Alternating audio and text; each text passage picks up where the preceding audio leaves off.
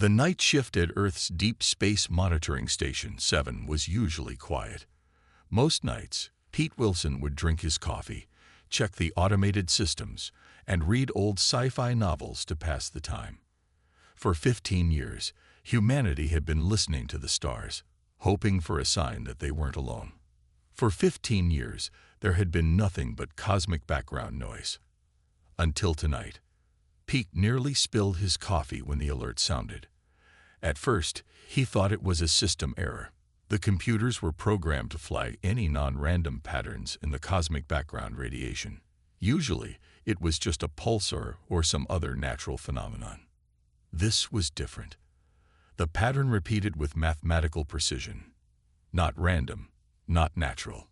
Artificial. "Control, this is Station 7, Pete said, his voice trembling as he activated the emergency line. "I think we've received a signal."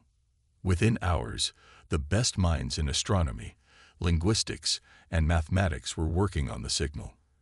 The pattern was complex but undeniably artificial. After 3 days of non-stop analysis, Dr. Emma Reed, the head of the linguistics team, called an emergency meeting.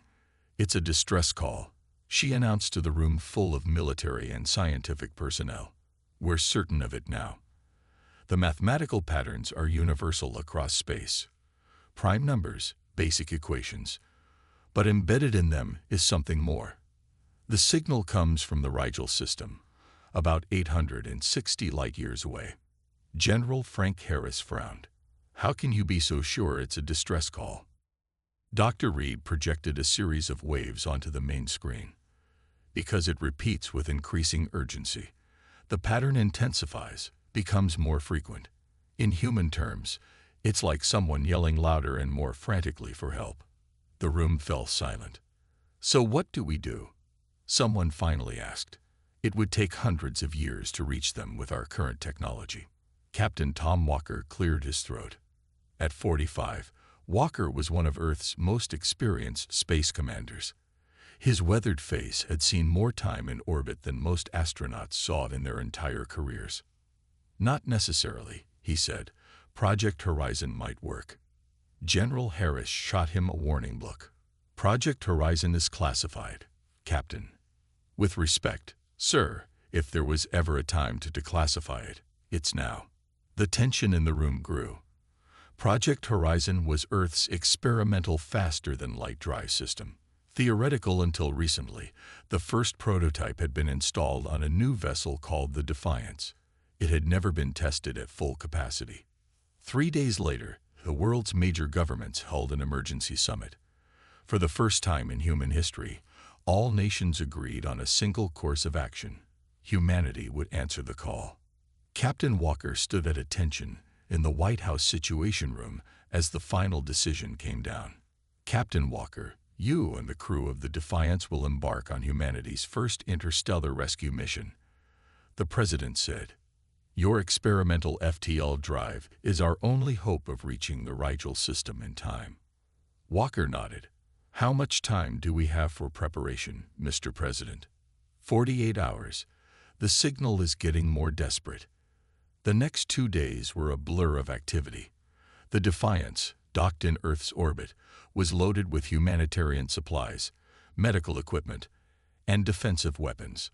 No one knew what they would find at Rigel, but they wanted to be prepared. Walker's core crew consisted of the best Earth had to offer. Lieutenant Jane Miller, the ship's engineer, was a genius with propulsion systems. She had helped design the experimental FTL drive and knew it better than anyone. Communications officer Mark Davis was a former linguistics prodigy who had joined the space program to hear the stars speak, as he put it. Science officer Alan Green had 3 fades and a gift for thinking outside conventional boundaries. The night before launch, Walker couldn't sleep. He stood at the viewport of his temporary quarters on the orbital station, looking down at Earth. "Beautiful, isn't it?" a voice said behind him. Walker turned to find Dr. Reed, the linguist who had decoded the signal. "I always thought our first contact would be a peaceful exchange of knowledge," Walker said. "Not a rescue mission." Dr. Reed joined him at the viewport. "In a way, this is better. Our first act as an interstellar species will be to help others. I can't think of a better introduction. If we can help them at all, Walker said. We don't know what we're flying into. That's why we're sending our best. She handed him a data chip. The latest analysis of the signal. There's something else embedded in it. Coordinates within the Rigel system. Whoever sent this was very specific about where help is needed. The launch the next day was watched by billions around the world. The Defiance, sleek and powerful, broke free from Earth's orbit and headed to the edge of the solar system, where the FTL drive could be safely engaged. On the bridge, Walker looked at his crew. Final systems check. Lieutenant Miller. FTL drive at 100% capacity. Captain. All systems go. Officer Davis. Communications active. We're still receiving the distress signal, stronger now that we're clear of Earth's interference. Officer Green. Science stations operational. All sensors ready to gather data on our arrival. Walker took a deep breath. Send the message to Earth Control. Davis nodded. Sending now. Defiance departing solar system. We will reach Rigel in approximately 7 days at maximum FTL. We'll establish contact upon arrival. Understood, Defiance, came the reply from Earth. Godspeed. Walker settled into his command chair. Lieutenant Miller engaged the FTL drive. Miller's fingers danced over her console. FTL drive engaging in 3, 2, 1. The stars outside the viewport stretched into lines, then blurred completely as the ship accelerated beyond the speed of light. The Defiance shuddered, then steadied as it crossed the threshold no human vessel had ever crossed before. They were on their way to answer the first extraterrestrial distress call humanity had ever received. Whatever waited for them at Rigel, Captain Walker and his crew were determined to help. It was humanity's first step into a larger universe, and they were going to make it count. What none of them knew was that their arrival would forever change the balance of power among the stars. The distress call wasn't just a plea for help. It was the beginning of humanity's rise as an interstellar power. As the Defiance raced toward Rigel, the signal grew stronger and more urgent. Something terrible was happening there, and humanity was about to find out what it was. Time behaved strangely at faster-than-light speeds. For the crew of the Defiance, the 7-day journey to the Rigel system stretched into a surreal experience. The ship hummed with a constant vibration as the experimental drive pushed them through space in ways humans had only dreamed about until now. Captain Walker established a strict routine to keep everyone focused. Daily briefings, system checks, and training scenarios filled their waking hours. Still, there was plenty of time to wonder what awaited them. On the 3rd day, Walker found Lieutenant Miller in the engine room, surrounded by holographic displays of the FTL drive. Her dark hair was tied back in a messy ponytail, and there were dark circles under her eyes.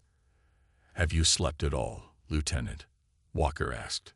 Miller jumped slightly, then shook her head. "Not much, sir. I've been studying the drive's performance data."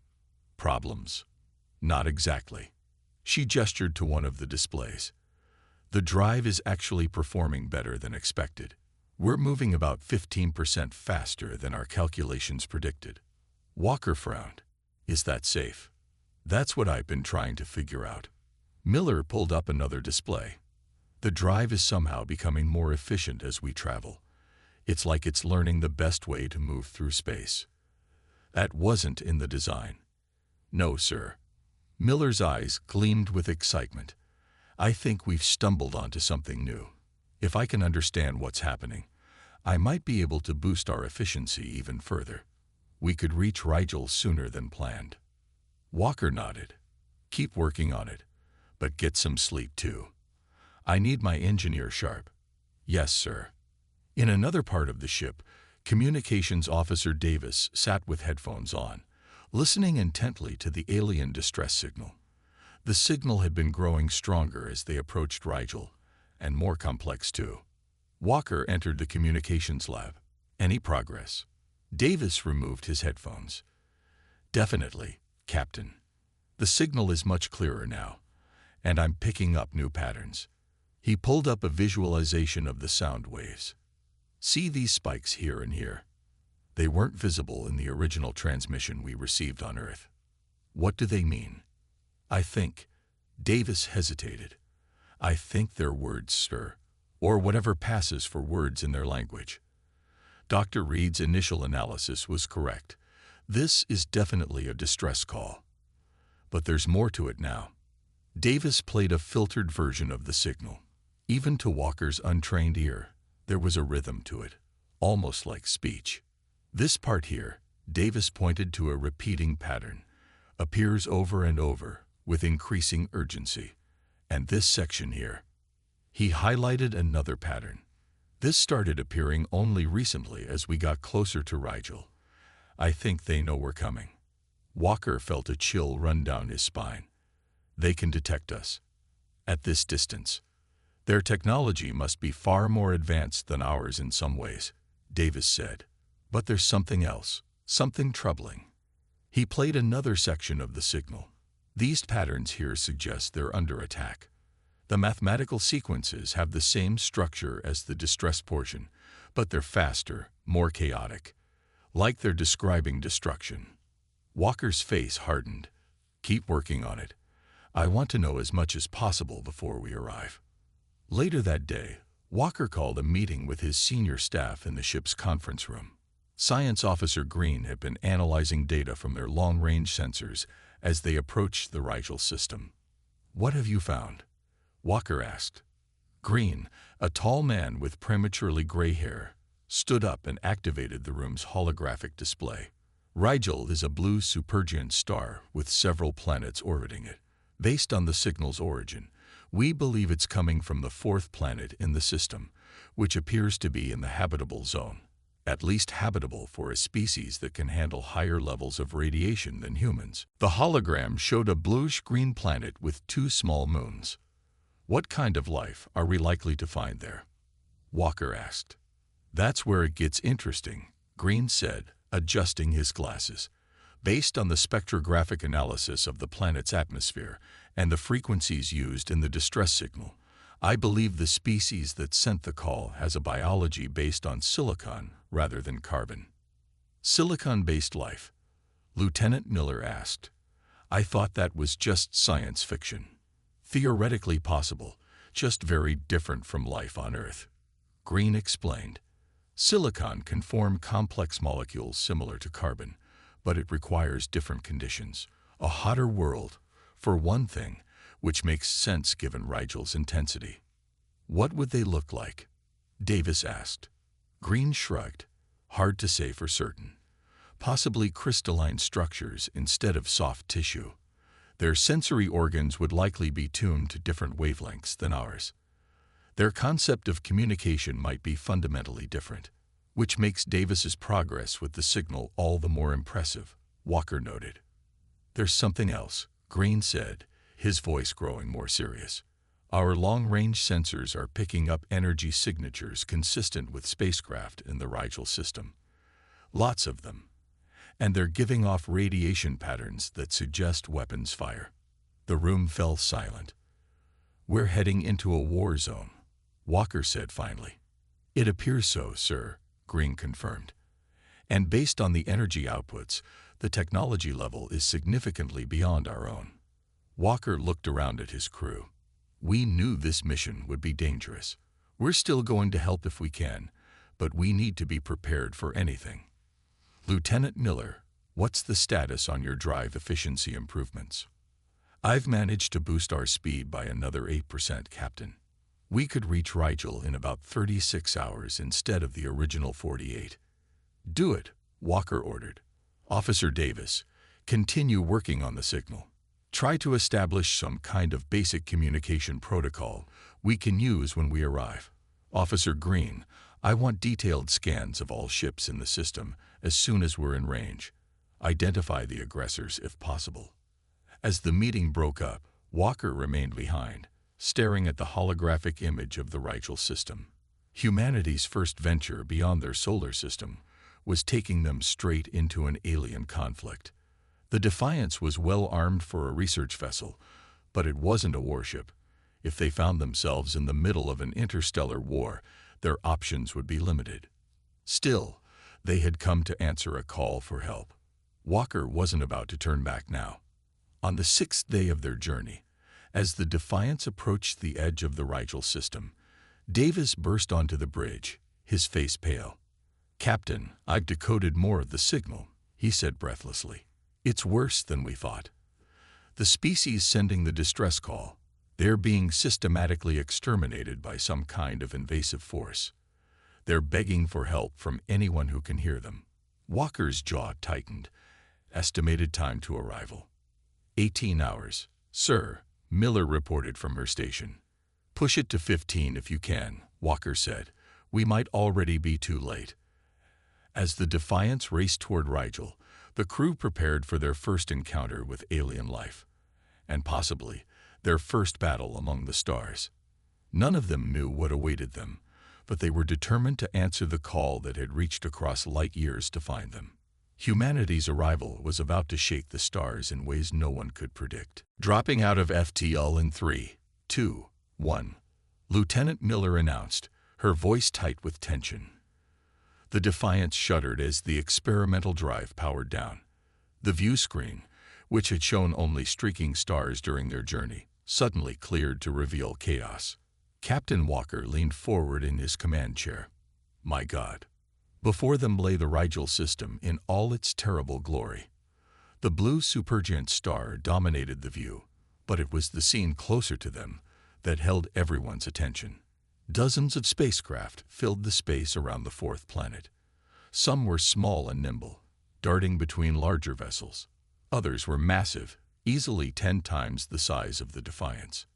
Energy weapons crisscrossed the void, leaving glowing trails in their wake. "Scan all vessels," Walker ordered.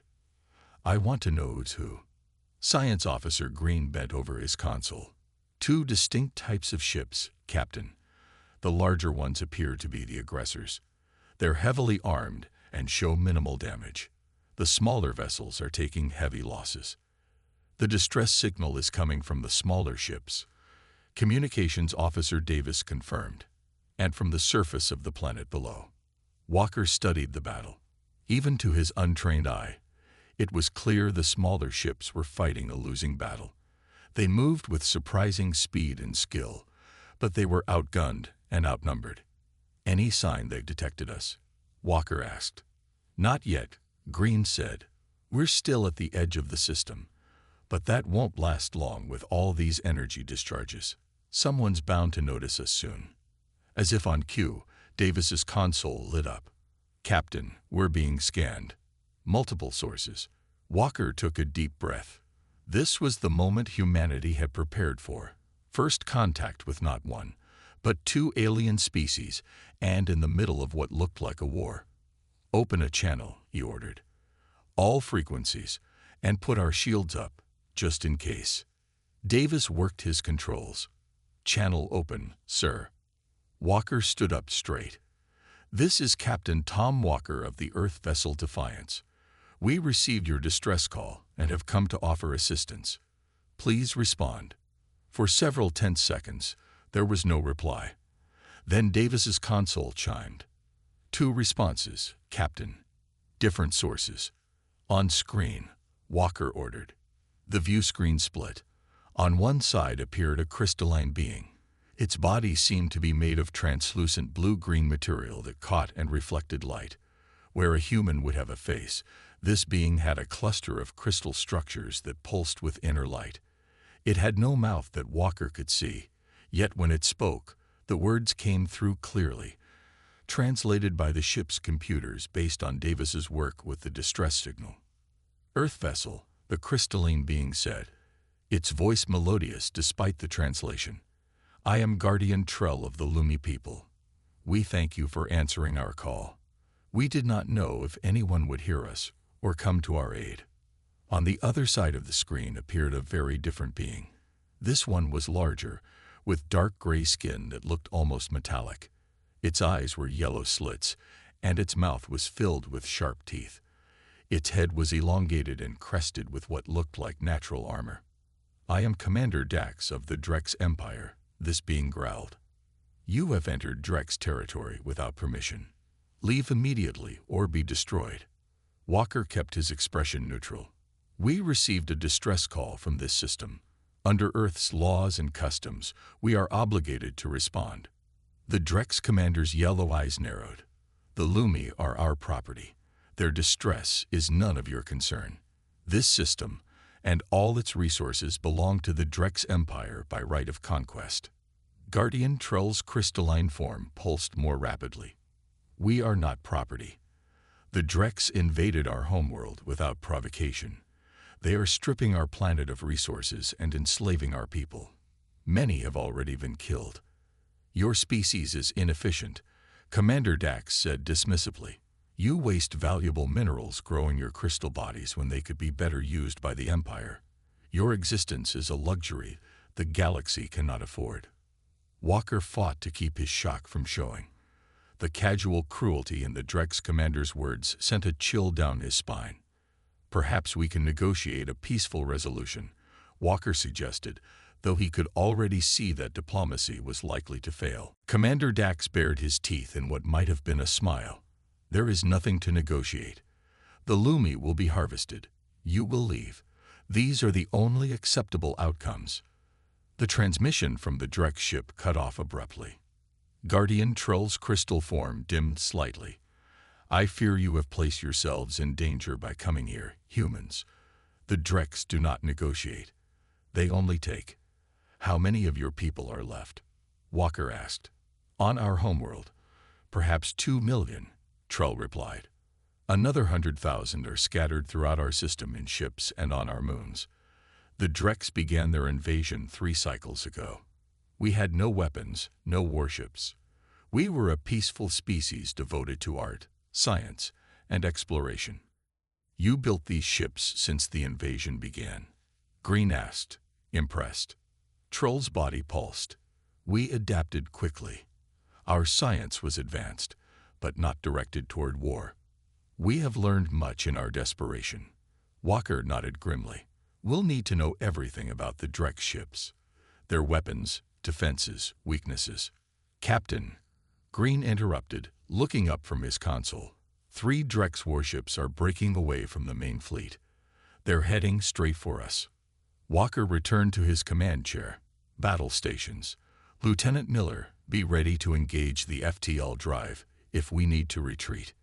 "Sir," Miller said hesitantly, "I've been studying the readings from the Drex ships. Their shields operate on a frequency our weapons might be able to penetrate. They're not designed to stop our particular type of energy weapons." Walker raised an eyebrow. "Are you saying we might actually be able to fight them?" "I'm saying they might not be as invulnerable as they think," Miller replied. Walker turned back to the view screen, where Guardian Trull was waiting. "Guardian, we came here to help, and that's what we intend to do. But I need to know, if we engage the Drex, will your remaining ships support us?" Trull's crystalline form brightened. "We will fight with you until the last of us shatters, Captain Walker. The Lumi may be peaceful by nature, but we will not go extinct without a struggle." 3 Drex warships now in weapons range, Green reported. "They're charging weapons." Walker looked at his crew. Each face showed determination mixed with fear. They had come to answer a distress call, and now they were about to engage in humanity's first interstellar battle. "Target the lead ship," Walker ordered. "Let's show the Drex that humanity answers when the innocent call for help." The Defiance's weapons powered up, their unique energy signature unlike anything the Drex had encountered before. As the first shots were fired, no one on either side yet realized that this moment would change the balance of power among the stars forever. Humanity had arrived, and the galaxy would never be the same. The Defiance shuddered as its main weapons fired for the first time in actual combat. Streams of concentrated energy lanced out toward the lead Drex warship. "Direct hit," Science Officer Green called out, his voice rising in surprise. "Their shields are fluctuating." Captain Walker leaned forward in his command chair. "Again." Target the same spot.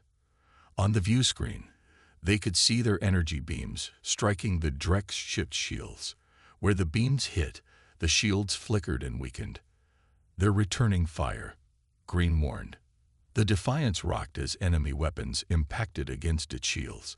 Alarms blared throughout the ship.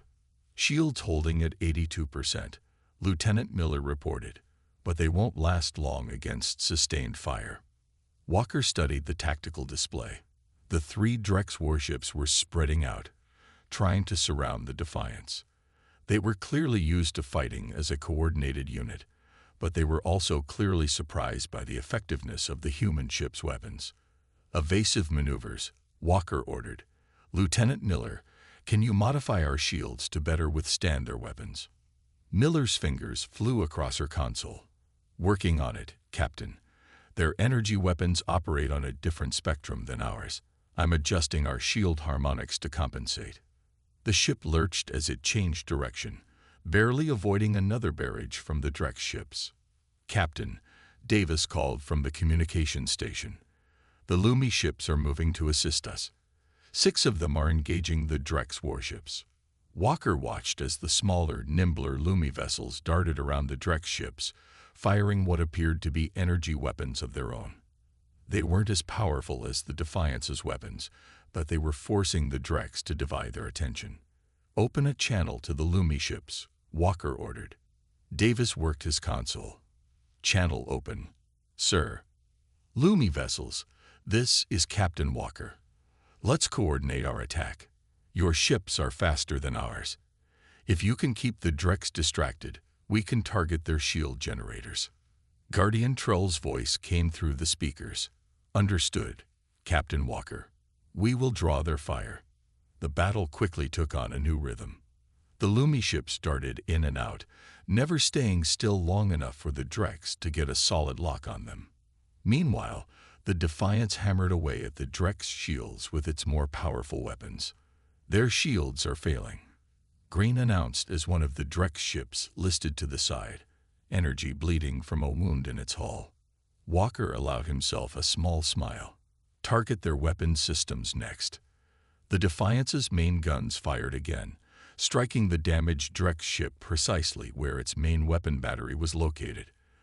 There was a flash of light as the weapon system overloaded and exploded, leaving a gaping hole in the ship's side. "1 down," Walker said. 2 to go. But the remaining Drex warships had learned from their companions' fate. They changed tactics, moving more erratically and focusing their fire on the Lumi ships rather than the Defiance. "They're targeting our allies," Green said. "The Lumi ships don't have shields as strong as ours." Walker watched as a Lumi vessel took a direct hit. The small ship spun out of control, trailing debris and what looked like crystalline fragments. "Intercept course," Walker ordered. "Get between those ships and the Drex." The Defiance surged forward, placing itself between the Drex warships and the remaining Lumi vessels. The human ship's shields flared as they absorbed the enemy fire. "Shields down to 47%, Miller reported. "We can't take much more of this." Walker turned to her. "You said our drive was performing better than expected. Can we use that somehow?" Miller's eyes widened. "The FTL drive. In combat." Then understanding dawned on her face. "Actually, yes. We could create a controlled FTL burst. It would generate a shockwave that might disrupt their systems. How close would we need to be?" "Very close, sir. Almost point-blank range." Walker nodded. "Plot a course directly between those 2 ships. We'll give them a taste of human ingenuity." The Defiance turned and accelerated toward the 2 remaining Drex warships. The enemy vessels, surprised by the direct approach, split apart, trying to flank the human ship. "Now, Lieutenant," Walker ordered as they passed between the Drex ships. Miller activated the FTL drive for just a split second. The effect was immediate and dramatic. A wave of distorted space-time burst outward from the Defiance, washing over the Drex ships. Their shields collapsed instantly, and their systems flickered and died. "Both Drex ships are disabled," Green reported with awe in his voice. "All their systems are offline." Walker didn't waste the opportunity. Target their engines and weapons. Make sure they can't get back in this fight. The Defiance's weapons fired again, systematically disabling the critical systems of both Drex warships. Within minutes, they were drifting, powerless. "Captain," Davis called, "I'm picking up a transmission from deeper in the system. It's a lot of transmissions. The main Drex fleet has noticed what happened here." Walker grimaced.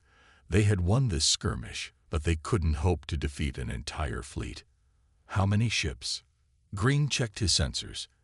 "At least 30 capital ships, sir. And they're heading this way." The bridge fell silent. They had accomplished what seemed impossible, defeating 3 advanced alien warships. But now they faced overwhelming odds. Guardian Trell's voice broke the silence. "Captain Walker, your ship has done something we thought impossible. You've proven the Drex can be defeated, but you must not sacrifice yourselves. There are too many of them." Walker considered their options. They could run, return to Earth with what they'd learned, but that would mean abandoning the Lumi to their fate. "Guardian Trell, can your people hold out a little longer? Earth will want to help once they know what's happening here." Trell's voice was solemn. "We have survived for 3 cycles already, Captain. We will continue to fight as long as there are Lumi left to resist.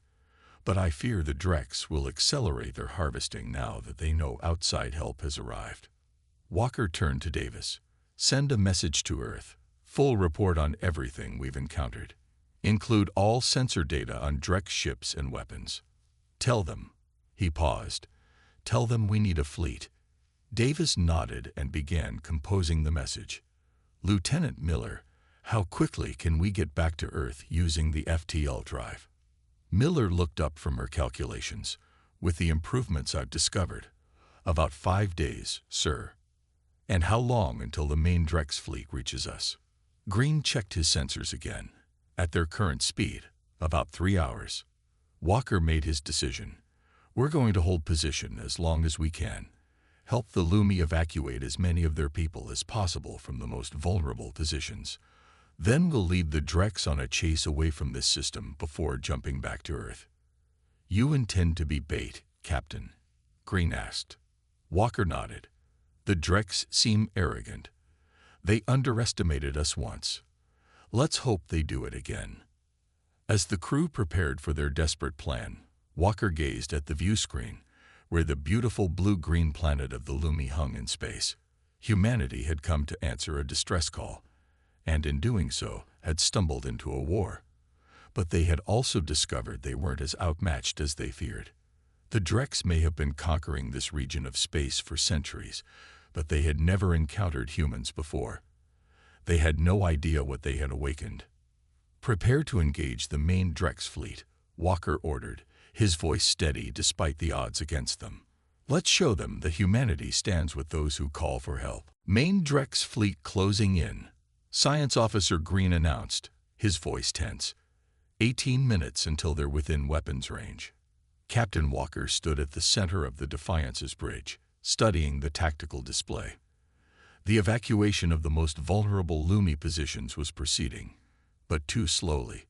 They needed more time. "Guardian Trell," Walker said into the open communication channel, "we need to get more of your people to safety. How many have you managed to evacuate so far?" The crystalline being's voice came through clearly. "Nearly 10,000 from our orbital stations, but there are still many more, and the Drex are targeting our transports." Walker turned to his science officer. "What are we looking at?" "Green, give me options." Green had been working nonstop, analyzing the data they'd gathered on both the Lumi and the Drex. He looked up from his console, an unusual expression on his face. "Captain, I've been studying the Lumi biology based on the readings we've taken. There's something remarkable about them." He pulled up a display showing the molecular structure of a Lumi. Their crystalline bodies aren't just for show. They're living silicon-based computers, capable of storing and processing enormous amounts of data. "How does that help us right now?" Walker asked, impatient. "It might not help in battle," Green admitted, But I also been analyzing some medical data Guardian Trell shared with us. The Lumi have developed medical technology far beyond our own. Their understanding of cellular manipulation could revolutionize human medicine. They might have cures for diseases we've struggled with for centuries. Walker understood immediately. This wasn't just about saving an alien species anymore. It was about what the Lumi could offer humanity. The Drex wanted to harvest the Lumi for their physical resources, but they were overlooking the true value: knowledge. Davis, Walker turned to his communications officer. Add that to the message to Earth. Make sure they understand what's at stake here. Yes, sir, Davis replied, updating the transmission. Walker made his decision. We're changing the plan. We're not running. Sir? Miller looked up from her station, surprised. The Drex haven't defeated us yet because they underestimate us. Let's use that. Walker turned back to the tactical display. Miller, can we do that FTL burst again? Yes, but not right away. The drive needs time to cool down. How many bursts could we manage in one battle? Miller thought for a moment. Maybe 3, spaced about 15 minutes apart. Walker nodded. That gives us something to work with. Here's the plan. We're going to make the Drex think Earth has already sent a fleet. Davis raised an eyebrow. A bluff. Sometimes perception is more powerful than reality. Walker smiled. Open a channel to the approaching Drex fleet. Make sure it's broadcasting on all frequencies so the Lumi can hear it too. Davis worked his console. Channel open. Sir. Walker stood tall, facing the view screen. Attention Drex fleet. This is Captain Tom Walker of the Earth warship Defiance. You have witnessed what one human ship can do against your forces. Be advised that a full battle group from Earth is already en route to this system. We are the vanguard, sent to assess the situation. Our fleet carries weapons specifically designed to penetrate Drex shields. He paused for effect. We have established an alliance with the Lumi people. Any further aggression against them will be considered an act of war against Earth. I suggest you withdraw from this system immediately. There was a long pause before a response came. The view screen showed a larger, more decorated Drex than Commander Dax. This one wore what appeared to be armor made from some dark metal, adorned with symbols of rank. I am High Commander Vorn of the Drex Empire, the alien growled. Your single ship does not concern us, human, and your claimed fleet is a transparent deception. No species has successfully challenged the Drex Empire in 1,000 cycles. Walker remained impassive. You're making an assumption based on ignorance, High Commander. Your forces have never encountered humans before. You have no idea what we're capable of. We encountered your pathetic ship, Vorn sneered. We learned all we need to know. Did you? Walker asked. 3 of your warships disabled by 1 human vessel. Does that suggest to you that we're weak? Or does it suggest that what you've seen so far is just a fraction of our capabilities? The Drex commander's yellow eyes narrowed, but uncertainty flickered in them. Walker pressed his advantage. The choice is yours, High Commander. Withdraw now, or face the consequences when our main fleet arrives. The Drex commander cut the transmission without responding. They're still coming, Green reported. No change in their approach. Walker hadn't expected them to retreat so easily. All hands, battle stations. Lieutenant Miller, prepare for evasive maneuvers. We'll need perfect timing on those FTL bursts. As the crew prepared for battle, Guardian Trell contacted them again. Captain Walker, I shared your message with all Lumi. It has given our people hope. Whatever happens now, know that you have already done more for us than we could have expected from strangers. We haven't won yet, Walker replied. Perhaps not, Trell said, but you have shown the Drex can be defeated. That alone changes everything. The next few hours were chaos. The Defiance darted between much larger Drex ships, using its superior maneuverability and the periodic FTL bursts to disrupt enemy formations. The Lumi ships, inspired by the human vessel's bravery, fought with renewed vigor. The Drex, for their part, seemed confused by the tactics. They were used to overwhelming force, not guerrilla warfare in space. Each time they thought they had the Defiance cornered, Miller would execute an impossible maneuver or Walker would order a targeted strike that exposed a weakness in Drek's defenses. 5 hours into the battle, with the Defiance's shields failing and power reserves critically low, Davis suddenly called out from his station. "Captain, I'm picking up multiple FTL signatures at the edge of the system." Walker's heart sank. Had the Dreks called for reinforcements? "Identification?" he asked, bracing for bad news. Davis's face broke into a wide grin. "They're ours, sir. Earth ships. 5 of them, including 2 heavy destroyers." The bridge erupted in cheers. Walker could hardly believe it. "How is that possible? We only sent the message yesterday." Miller looked up from her console. "The FTL signal must have traveled faster than we thought.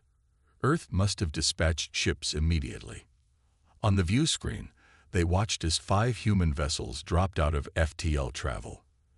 They were not as sleek as the Defiance, being older models retrofitted with experimental FTL drives, but they were heavily armed. "Incoming transmission from the lead ship," Davis reported. Admiral Helen Foster's face appeared on screen. "Captain Walker, this is Admiral Foster aboard the Dauntless. Sorry we're late to the party. When we received your message, the Security Council convened an emergency session. It was unanimous. Humanity stands with the Lumi." Walker couldn't hide his relief. "Your timing is perfect, Admiral. We've been keeping the Dreks distracted, but we're running on fumes." "Well, the cavalry has arrived," Admiral Foster replied with a grim smile. "And we brought some new toys specifically designed based on your data about Drek shields." Within an hour, the tide of battle had shifted dramatically. The Dreks, faced with 6 human ships using weapons they had no defense against, began to retreat. 3 of their largest vessels were disabled or destroyed. The rest formed up and accelerated away from the planet. "They're running," Green confirmed, astonishment in his voice. Davis listened to his headset. "Message from High Commander Vorn. Audio only." "Let's hear it," Walker said. Vorn's voice was cold with rage. "This is not over, humans. You have made an enemy of the Dreks Empire today. We will return in force." Walker exchanged glances with Admiral Foster on the view screen. "We'll be waiting," he replied simply. 3 days later, Captain Walker stood in a vast crystalline chamber on the Lumi homeworld. The air was thinner than Earth's but breathable, and the higher radiation was within tolerable limits for short visits. Around him stood his crew, Admiral Foster, and several Lumi Guardians, including Trell.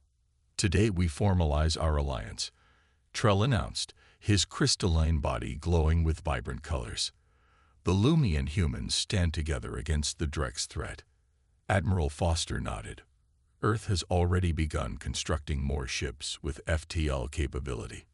Within a year, we'll have a proper fleet to help defend your world." Trell's form pulsed with light, "and we will share our medical technology with Earth, as promised. Already, our scientists have adapted several treatments for human biology." Walker looked around at the gathered beings, human and Lumi together. What had started as a response to a desperate call for help had become the beginning of humanity's emergence as an interstellar power. As he prepared to return to the Defiance, Walker received a message from Earth. The Security Council had reviewed all the data they'd sent back about the Dreks Empire. Intelligence analysts had determined that the Dreks had conquered dozens of systems and subjugated numerous species over centuries. But now, for the first time, they had encountered a species they couldn't easily defeat: humans, with their unique technology and their willingness to fight for strangers who called for help.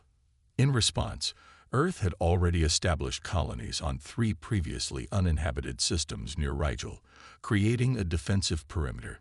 More ships were being built. Alliances were being formed with other species who had suffered under Drek's rule. The distress call that had reached across the stars had done more than save the Lumi. It had awakened humanity to the wider galaxy and its dangers. and to humanity's unexpected strength among the stars. The Drex had no idea what they had started, but they would soon find out. The stars themselves seemed to dim when the Brax warships moved through space. Their massive vessels looked like giant black insects with glowing red engines. For 200 years, they had spread across the galaxy, taking one solar system after another. Grand Commander Vex stood on the bridge of the Harvester, the largest ship in the Brax fleet. He was taller than most Brax, with a hard, shiny exoskeleton that had turned dark gray with age. 6 red eyes were set in his elongated head, and his mandibles clicked together when he was deep in thought. "Report," he ordered, his voice deep and raspy. Officer Mech approached with a bow. "The Talon system has fallen, Grand Commander. Their defense fleet was destroyed in under 2 hours. Our ground forces have secured all major cities on their home planet." Vex nodded slowly. "Casualties?" "Minimal, sir. The Talon weapons were primitive. They had no chance." A satisfied hiss escaped from between Vex's mandibles. "Add their resources to our inventory. Begin processing their population for labor." "Yes, Grand Commander." Vex turned to the large display that showed a map of the galaxy. Nearly all of it glowed with the red light that marked Brax territory. Only the outer edges remained untouched. "Soon," Vex whispered to himself. "Soon it will all be ours." On the other side of the galaxy, on a small blue planet called Earth, humans went about their daily lives. They had explored their own solar system and established colonies on Mars and several moons of Jupiter and Saturn. Their technology was advanced enough for limited travel between nearby stars, but they had never encountered intelligent alien life. Captain James Drake stood in the observation deck of the Moon Base Alpha, looking down at Earth. He was a tall man with short brown hair and a serious face that rarely smiled. At 42, he had spent most of his life in space, rising through the ranks of Earth's defense fleet. "Beautiful, isn't it?" said a voice behind him. Drake turned to see Admiral Wilson walking toward him. The older man had been Drake's mentor for many years. "It is," Drake agreed, "and soon I'll be leaving it again." Wilson nodded. "The Defiance is almost ready. Are you excited to take command?" Drake allowed himself a small smile. "It's the most advanced ship we've ever built. Who wouldn't be excited?" The two men gazed out at the distant blue sphere of Earth. "The Defiance is more than just a new ship," Wilson said quietly. "It's our insurance policy." Drake looked at him sharply. "Against what?" Wilson's face was grim. "We've been detecting strange signals from the Centauri sector. Something's out there, Drake. Something big. Alien life. Possibly. And if it is, we need to be ready." 3 weeks later, Drake stood in the docking bay of the Jupiter station, looking up at his new command. The Defiance was unlike any ship he had ever seen. It was sleek and angular, with a dark gray hull that seemed to absorb light rather than reflect it. At 500 meters long, it wasn't the largest ship in Earth's fleet, but it was by far the most advanced. Lieutenant Anna Miller, his second in command, joined him. She was young but brilliant, with short black hair and an intense focus that had earned her the position despite her age. "She's beautiful," Miller said, gazing up at the ship. Drake nodded. "And deadly. The new plasma cannons can punch through any known shield. The dimensional drive will make us faster than anything else in space." "The crew is ready, sir. Final testing begins tomorrow." "Good. I want to push her to her limits. If the Defiance is going to protect Earth, we need to know exactly what she can do." For the next month, Drake and his crew of 200 put the Defiance through rigorous tests in the outer solar system. The ship performed beyond expectations, reaching speeds that made the stars blur and demonstrating weapons powerful enough to vaporize small asteroids with a single shot. Drake sat in the captain's chair on the bridge, reviewing the day's test results with Miller and Chief Engineer Tom Reed, a stocky man with a genius for engines and a perpetual oil stain on his uniform. "The dimensional drive is operating at 110% efficiency," Reed reported proudly. I've never seen anything like it. Drake was about to respond when the communications officer called out, "Captain, emergency transmission from Earth Command." "Put it through," Drake ordered. Admiral Wilson's face appeared on the main screen. He looked pale, and his voice was urgent. "Drake, we're under attack. Multiple unknown vessels have entered the solar system. They've already destroyed our outer defense platforms and..." The transmission cut to static. "Get him back," Drake shouted. "I can't, sir," the communications officer replied, his voice shaking. "All channels to Earth are being jammed." Drake turned to Miller. "Battle stations, set course for Earth, maximum speed." The Defiance turned and accelerated toward home, the dimensional drive pushing it faster than any human vessel had ever traveled. But even at such speeds, it would take hours to reach Earth from their position near Neptune. Drake stood at the view screen, his face hard as stone. "Tactical, give me any information you can get. I want to know what we're facing." As they raced toward Earth, scattered reports reached them. The attacking force was massive. Hundreds of ships with technology far beyond anything humans had developed. They had smashed through Earth's defenses like they were nothing. When the Defiance finally approached Earth orbit, Drake felt his heart sink. The planet's defense fleet had been reduced to floating debris.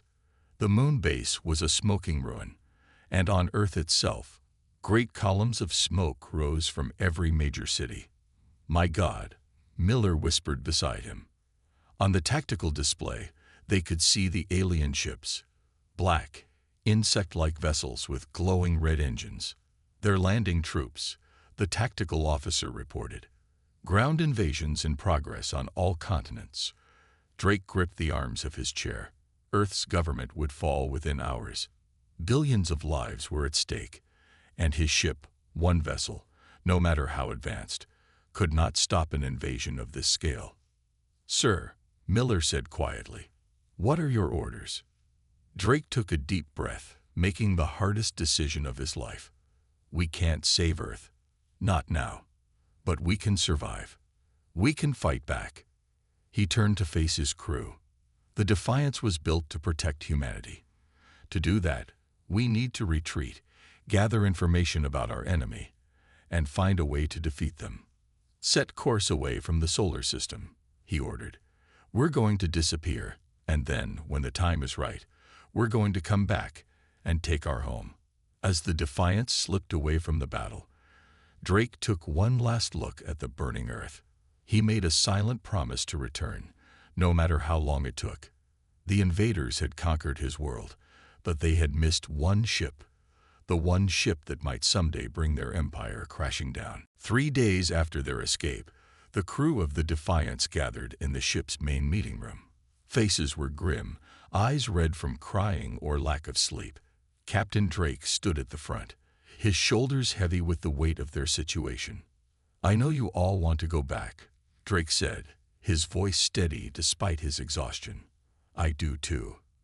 But if we return now, we'll die, and Earth will have no hope at all." Lieutenant Miller spoke up.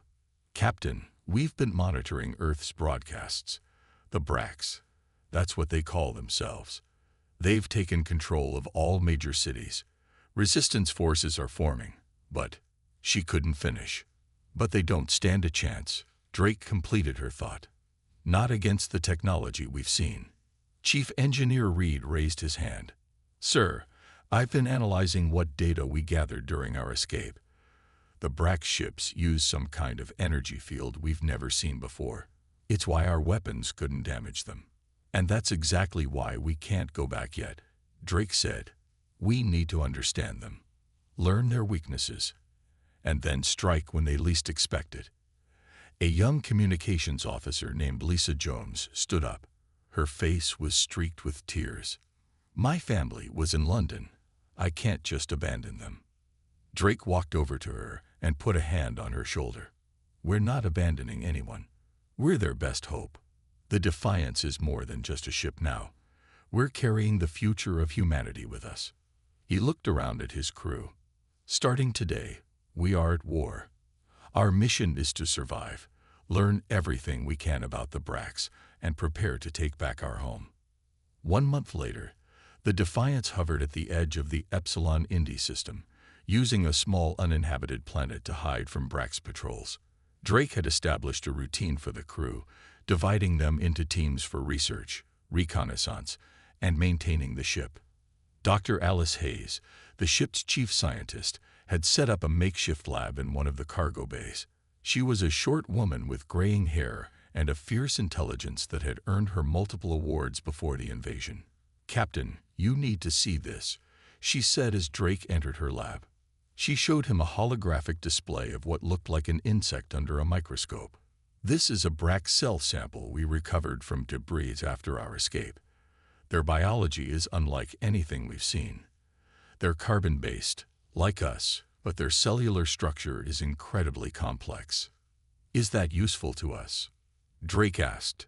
Hayes nodded eagerly. "Very. They have a unique sensitivity to certain radiation frequencies. It doesn't kill them, but it disrupts their neural patterns. Think of it as an instant migraine." Drake's eyes lit up. "Can we use that?" "Potentially.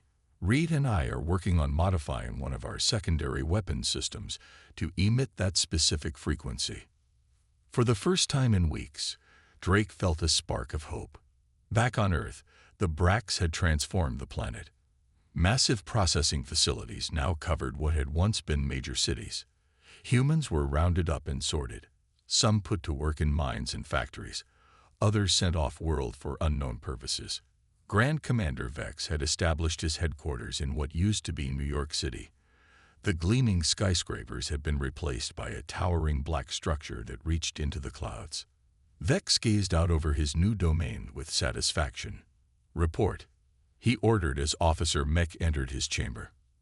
"Earth's resources are exceeding expectations, Grand Commander.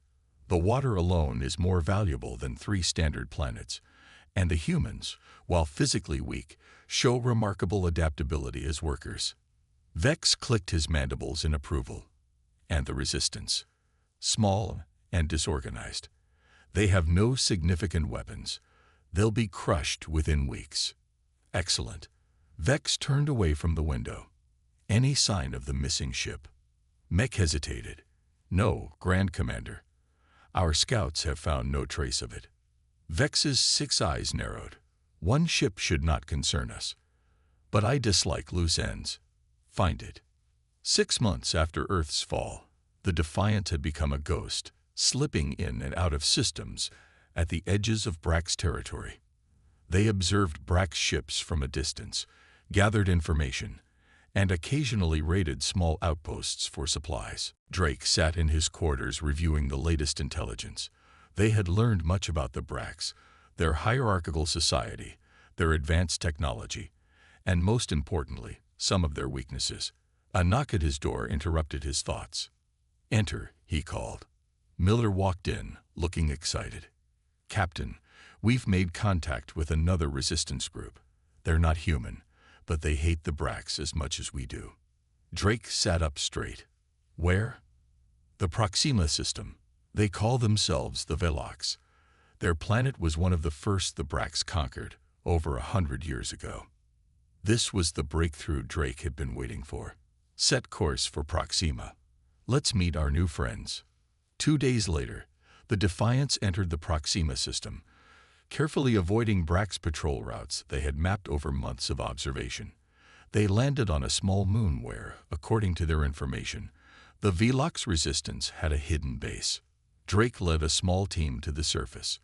They walked through a narrow canyon until they reached what looked like a solid rock wall. As they approached, a section of the wall shimmered and disappeared, revealing a hidden entrance. A tall, slender being stepped out. It had blue-gray skin, large almond-shaped eyes, and 4 arms. It raised 2 of its hands in what appeared to be a greeting. "I am Trell, leader of the Free Velox," it said in a surprisingly melodic voice. "You are the humans who escaped the Brax." Drake nodded. "I'm Captain James Drake of the Earth ship Defiance. We've been fighting the Brax for 6 months now." Trell's large eyes blinked slowly. 6 months. We have been fighting for a century. Come inside, Captain Drake. We have much to share. Inside the moon base, Drake discovered a sophisticated operation. The Velox had been gathering intelligence on the Brax for generations. They had maps of Brax territory, details on their fleet movements, and even some understanding of their technology. The Brax are not invincible, Trell explained as they studied a holographic map of the galaxy. They have conquered much, but their empire has grown too large. They stretch themselves thin to maintain control. Drake leaned forward, studying the map. Do you know why they do it? Why conquer so much? Trell's 4 arms moved in a complex gesture that might have been the equivalent of a shrug. They consume resources, technology, knowledge. They take it all. But we believe there is more to it. Something drives them to expand without end. Drake thought of Earth, transformed into a resource extraction hub. Whatever their reason, they need to be stopped. And I think the Defiance might be the key. He explained their ship's advanced technology and the modifications they had made based on what they had learned about Brax biology. Trell's eyes widened. This could change everything. The Brax have never faced a serious threat since they began their expansion. A single ship, striking where they least expected. Trell paused, then continued with new intensity. Perhaps the time has come to do more than just survive. For the first time since Earth fell, Drake allowed himself to think beyond mere resistance. Yes, he said, determination hardening his voice. The time has come to fight back. 3 years passed. The Defiance was no longer just a warship. It had become a symbol of hope for a growing network of resistance fighters across dozens of systems. Captain Drake had aged during this time, lines deepening on his face, gray streaking his once brown hair. But his eyes burned with the same determination. The ship itself had changed too. Its sleek hull was now covered with patches of different metals, giving it a patchwork appearance. Chief Engineer Reed had integrated alien technology from 6 different species, making the Defiance unlike any vessel in the galaxy. Status report, Drake said as he entered the bridge, which was now staffed by a mix of humans and aliens. Lieutenant Miller, now his trusted second-in-command, turned from her station. The raid on the Brax supply depot was successful. We got the fuel cells and the data crystals. Casualties? None. In and out clean, just as planned. Drake nodded, relief washing over him. Each mission was a risk. Every crew member was irreplaceable. Trell, who had become the ship's intelligence officer, approached with a data pad. The information from the crystals confirms our suspicions, Captain. The Brax are building something massive in the Ta City system. Drake studied the information. A new weapon. We think so, but we need more data. Set course for the edge of Ta City, Drake ordered. We need to see this for ourselves. The hidden years had not been easy. At first, the crew of the Defiance had been united by shock and grief. But as months stretched into years, tensions grew. Some wanted to focus on rescuing human survivors from Earth. Others argued that defeating the Brax should be their only goal. Dr. Hayes had been the first to reach a breaking point. Drake found her in her lab late one night, tears streaming down her face as she stared at pictures of her family. I'm a scientist, she had told him, her voice breaking. Not a soldier. I never wanted this war. None of us did, Drake had replied gently. But we're all that's left. Over time, they had learned to live with their pain, channeling it into purpose.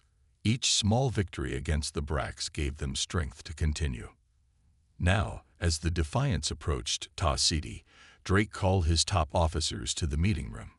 Reed, Miller, Hayes, Trell, and Jones, the core team that had been with him from the beginning. We've been fighting the guerrilla war for 3 years, Drake said, looking at each of them. Hit and run tactics, gathering allies, building our strength. But we need to do more. He activated a holographic display showing Earth. Recent images showed that the Brax had transformed it even further, covering nearly half the surface with their structures. Whatever they're doing on Earth, it's accelerating, Drake continued. And now this new project in Ta City. We need to understand what they're planning. Reed cleared his throat. Captain, I think it's time to test our new weapon. All eyes turned to the engineer. For the past year, Reed and Hayes have been working on something they called Project Thunder, a weapon that combined human dimensional drive technology with the radiation frequency that disrupted Brack's neural patterns. Is it ready? Drake asked. Reed nodded. As ready as it'll ever be. If it works, it could disable an entire Brack ship without destroying it. We could capture one intact. Drake considered this. Capturing a Brack ship would not only provide valuable intelligence, but also prove the Bracks could be defeated. The risk is significant, Trell pointed out. If we are captured, the Resistance loses its flagship, and the Bracks would learn about all our allies. True, Drake agreed, but sometimes you have to risk everything to win anything. After hours of debate, they'd reached a decision. They would target a medium-sized Brack's cruiser on patrol near Ta City, test the new weapon, and attempt to capture the vessel. 2 days later, the Defiance lay in wait behind a small moon. Their target, a Brack's cruiser, followed its regular patrol route through the system. On the bridge, tension was thick enough to cut with a knife. This would be their first direct engagement with a Brack's warship in over 2 years. Weapon charged at 100%. Reed reported from his station. All systems ready, Miller added. Boarding teams standing by. Drake took a deep breath. Engage dimensional drive. Take us in fast. The Defiance shot forward, appearing seemingly out of nowhere next to the Brack's cruiser. Before the alien ship could react, Reed fired the new weapon. A pulse of energy, invisible to the naked eye, but powerful enough to make the ship's sensors flicker, struck the Brack's vessel. For a terrible moment, nothing happened. Then the cruiser's engines died. Its weapons went dark. It worked. Reed shouted, disbelief and joy in his voice. Boarding teams, go, Drake ordered. Miller led the assault team, docking with the disabled Brack ship and cutting through its hull. The team moved efficiently through the alien corridors, encountering confused and disoriented Bracks who couldn't put up an effective resistance. Within an hour, they had control of the ship. For the first time, humans had captured a fully intact Brack's vessel. Back on the Defiance, Drake examined their prize through the view screen. Begin full analysis. I want to know every secret this ship holds. Hayes was already scanning the Brack's computer systems. Captain, there's something you need to see. On her screen was a star map showing Earth and several nearby systems. All were marked with the same symbol. What does it mean? Drake asked. Hayes' face was pale. According to their data, these are life harvest sites. Earth isn't just being mined for resources. They're harvesting humans themselves. A horrified silence fell over the bridge. Why? Miller finally asked. What do they want with humans? Hayes continued reading. Their species is dying. Some kind of genetic degradation. They're using DNA from conquered species to try to save themselves. Drake stared at the information, a cold fury building inside him. So this is why they've conquered half the galaxy. Not just for resources or territory. They're desperate. Trell moved closer, all 4 arms tense. Desperate enemies are the most dangerous kind, but also the most vulnerable, Drake countered. Now we know their true weakness, and we can use it against them. For the first time since Earth fell, Drake saw a clear path to victory. The Bracks were not invincible conquerors. They were a dying species fighting for survival, just like humanity. Set course for the rendezvous point, he ordered. It's time to gather all our allies. We're not just going to keep hiding and surviving. We're going to take the fight to the Bracks. As the Defiance and its captured prize jumped away from Ta City, Drake felt something he hadn't allowed himself to feel in years. Hope. Not just hope for survival, but hope for victory. Hope for Earth. 7 years had passed since Earth fell. The Defiance was no longer alone. A small fleet of 12 ships now traveled with it, vessels captured from the Brax and modified with the technology that Reed had developed. Each was crewed by a mix of species who had joined the resistance. Drake stood on the bridge of the Defiance, looking at the tactical display. Their fleet was small compared to the Brax Armada, but each ship carried the weapon that could disable Brax systems. And now, after years of preparation, they were about to attempt something that had seemed impossible. They were returning to Earth. "All ships report ready," Captain Miller said. She was now a commander, her once young face hardened by years of combat. Drake nodded. "Send the signal. Begin Operation Homecoming." The fleet jumped into dimensional space, vanishing from their hiding place at the edge of the Alpha Centauri system. The journey to Earth would take just 3 hours with their improved drives. Drake retreated to his quarters for what might be the last time. On his desk sat a small hologram of Earth as it once was. Blue oceans, green and brown landmasses, white clouds swirling in its atmosphere. He had looked at it every day for 7 years, reminding himself what they were fighting for. A knock came at his door. "Enter," he called. Trell stepped in, all 4 arms held close to his body in what Drake had learned was a sign of respect. "The crew wished me to speak with you," the alien said. "We want you to know that whatever happens today, you have given the galaxy something it has not had in centuries: hope." Drake smiled slightly. "We haven't won yet." "No," Trell agreed, "but we have shown that the Brax can be fought. That alone is a victory." Drake stood and extended his hand in the human gesture of friendship that Trell had learned years ago. The alien grasped it with his upper right arm. "It has been an honor, James Drake," Trell said formally. "The honor has been mine," Drake replied. "Now let's go take back my world." The fleet dropped out of dimensional space just beyond the orbit of Earth's moon. Immediately, alarms sounded across the bridge. "Brax defenses detected," the tactical officer reported. "Orbital platforms, patrol ships. They've spotted us." Drake had expected nothing less. "Deploy according to plan. Groups 1 and 2 target the orbital platforms. Group 3 engage the patrol ships. The Defiance will punch through to Earth orbit." The battle began. The resistance ships moved with perfect coordination, targeting the Brax defenses with their special weapons. One by one, the Brax ships went dark, drifting powerless in space. But the Brax had numbers on their side. For every ship the resistance disabled, 3 more moved to attack. And not all of the resistance weapons worked perfectly. Some Brax vessels seemed to have developed partial immunity to their effects. "They've adapted," Reed said, his voice tight with worry. "Not completely, but enough to give them more time to react."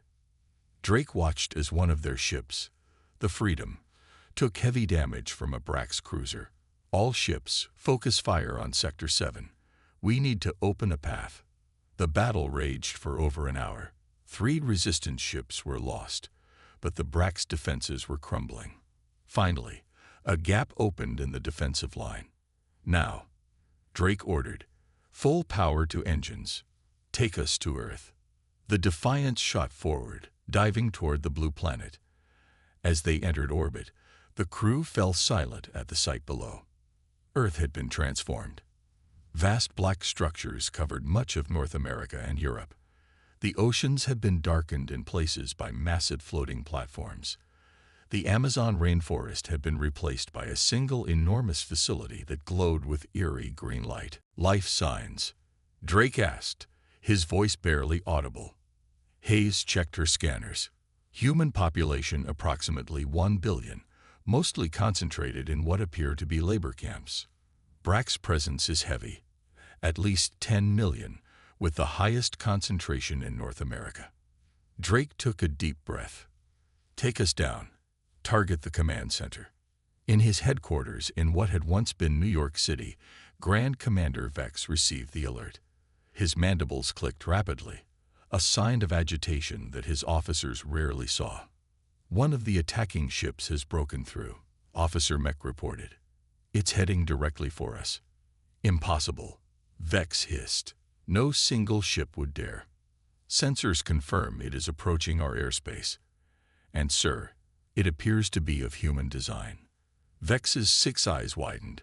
The missing ship. After all these years, he turned to his communications officer. Order all available forces to intercept. I want that ship destroyed. But even as he gave the order, alarms sounded throughout the headquarters. The human ship had entered the atmosphere and was diving straight toward them. The Defiance shook violently as it cut through Earth's atmosphere. Brax fighters swarmed around it, firing continuously at its shields. Shields at 60%, Miller reported. We can't take much more of this. Drake gripped his chair. Stay on course. Arm all weapons. Target the main tower. Below them, the massive black tower that served as the Brax headquarters loomed larger. Surface-to-air weapons fired, filling the sky with deadly energy bolts. Shields at 40%, 30%. Fire everything we have, Drake ordered. The Defiance unleashed its full arsenal. Conventional weapons hammered the tower's shields while their special weapon, now refined after years of development, penetrated them, targeting the Brax control systems inside. The tower's lights flickered and died. Its defenses went silent. Direct hit, Miller shouted. Their systems are down. Get us on the ground, Drake ordered. Boarding teams ready. The Defiance landed in what had once been Central Park, crushing the alien structures that had replaced the trees. Brax ground forces were already converging on their position, but they seemed disorganized, confused by the sudden loss of their command center. Drake led the first team out of the ship. For the first time in 7 years, he stood on Earth's soil. The air smelled different, metallic and strange, but it was still home. Move out, he ordered. Take the tower. Find Vex. As his team advanced toward the darkened Brax headquarters, word of their arrival spread. From the labor camps around the city, humans watched in disbelief as the Defiance, a human ship, battled the invincible Brax. And for the first time in 7 years, they began to hope. Inside the tower, Vex ordered his personal guard to prepare for battle. The humans had returned, just as he had always feared they might. But he was not defeated yet. The Brax Empire had conquered 1,000 worlds. One ship, no matter how advanced, could not change that. Or could it? As Drake and his team fought their way deeper into the tower, that question hung in the balance. The fate of Earth, perhaps the fate of the galaxy, would be decided in the next few hours. Drake and his team fought their way through the dark corridors of the Brax headquarters. The special weapons they carried disrupted the Brax nervous systems, leaving the aliens disoriented and unable to mount an effective defense. Still, there were hundreds of them, and the team had to move carefully. Command level is 2 floors up, Miller said, checking the building schematics they had downloaded. That's where Vex will be. Drake nodded. Team 1 with me. Team 2, secure the communication center. We need to broadcast to the entire planet. As they climbed higher in the tower, resistance grew fiercer. The Brax here wore different armor, golden instead of black, and seemed less affected by the disruption weapons. Elite guards, Trell explained as they took cover behind a fallen column. They have mural shielding. Drake switched his weapon to conventional mode. Then we do this the old-fashioned way. The firefight was intense but brief. Drake's team had years of combat experience, while the Brax had grown complacent after easy victories. Soon they reached the massive doors that led to the command center. Breaching charges, Drake ordered. Reed placed the explosives carefully, then nodded to Drake. Ready. Fire in the hole. The explosion shook the entire floor. As the smoke cleared, Drake led the way into the command center, a vast chamber filled with strange technology and dominated by a raised platform at its center. There stood Grand Commander Vex. The Brax leader was taller than the others, his exoskeleton darker and more powerful looking. He held a staff that crackled with energy, and his 6 red eyes fixed on Drake with cold intelligence. So, Vex said, his voice a deep, rattling sound. The last human warship returns at last. Drake raised his weapon. It's over, Vex. Your control systems are down. Your fleet is in disarray. Surrender now. Vex made a sound that might have been laughter. Surrender. The Brax do not surrender. We have conquered 1,000 worlds. We will rebuild from this setback. Not this time, Drake replied. We know why you're doing this, why you've taken so many worlds. Your species is dying. Vex's mandibles clicked rapidly. You know nothing, human. We know everything. We captured one of your ships, accessed your databases. You're harvesting DNA from other species, trying to save yourselves from extinction. That's why you need Earth, why you need humans. For a moment, Vex was silent. Then he lowered his staff slightly. Yes, for centuries, our population has been declining. Our children are born weak, if they are born at all.